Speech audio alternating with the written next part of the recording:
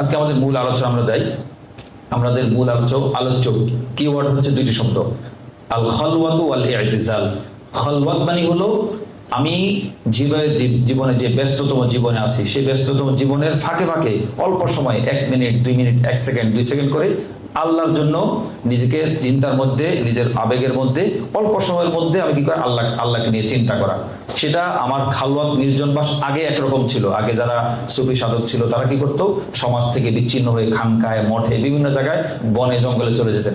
ওলামায়ে কেরাম এখন বললেন না, তোমাদেরকে খালওয়াতের জন্য আল্লাহর সাথে একাকী নির্জন একাকী হওয়ার জন্য বাইরে যেতে হবে না। সমাজে থেকে ঘর সংসার করে, মসজিদে, ব্যবসা বাণিজ্যে সব জায়গায় আমি আল্লাহর সাথে একটু সময় কাটাতে পারি। সেটা কিভাবে? আমি যখন মসজিদে যাবো তখন আমি আল্লাহর সাথে খালওয়াত মানে হলো নির্জন বাস। একটা বিষয়, আমি আল্লাহর সাথে একাকী হব। নিজেকে, আমি এখানে বসে আছি, এখন আমি নিজের সাথে আল্লাহর সাথে কি করি, ফেস টু ফেস সরাসরি আল্লাহর সাথে যোগাযোগ করতে পারি। হে আল্লাহ, আমার এই সমস্যা, আমার এই সুবিধা, সরাসরি আল্লাহকে বলতে পারি। যাকে বলে জনতার মাঝে নির্জনতা, বাংলা ভাষায় যেটা বলি। আমি সবার সাথে আছি কিন্তু আমার সম্পর্ক, হৃদয়ের সম্পর্ক আল্লাহর সাথে। নবীদের মধ্যে এই বিষয়টা ছিল। আর এটা হলো ইতিজাল। ইতিজাল মানে হলো আমি যখন যে অবস্থায় থাকি সেই অবস্থাতে আমার আশেপাশে যে গুণাগুলো হচ্ছে সেই গুণাগুলো থেকে নিজেকে ডিটাচড করা, আলাদা করা, অবমুক্ত করে রাখা।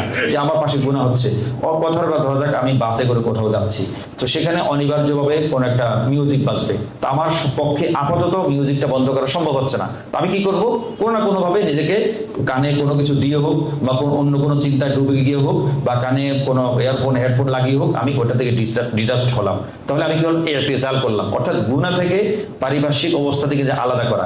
এটার জন্য আগে ইতিজাল হতো কিভাবে, তারা সমাজ থেকে সম্পূর্ণ বিচ্ছিন্ন হয়ে যেত।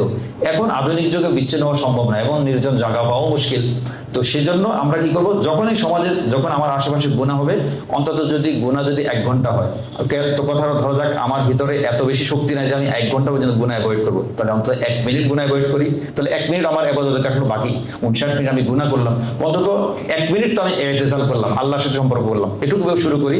এটাকে আমাদের ডক্টর ইউনূস যেমন মাইক্রো ফাইন্যান্স, তিনি কি করতেন, অল্প কেউ কি দিতেন, ঋণ দিতেন। তো আমরা এটাকে বলি মাইক্রো ইতিজাল, ছোট ছোট ইতিজাল বলি। আমি 1 ঘন্টা আল্লাহ গুনাহ থেকে বাঁচতে পারবো না, অন্তত 1 মিনিট বাঁচি, 1 সেকেন্ড বাঁচি।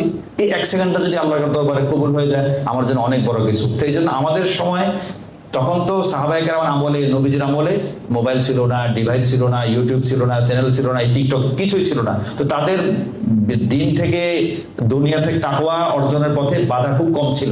কিন্তু এই জমানা আমাদের অনেক বাধা। এই জন্য আমরা যেহেতু বেশিক্ষণ আমরা দুনিয়া থেকে বিচ্ছিন্ন থাকতে পারবো না, অল্প সময় আমরা কি করবি, বিচ্ছিন্ন হওয়ার চেষ্টা করবো।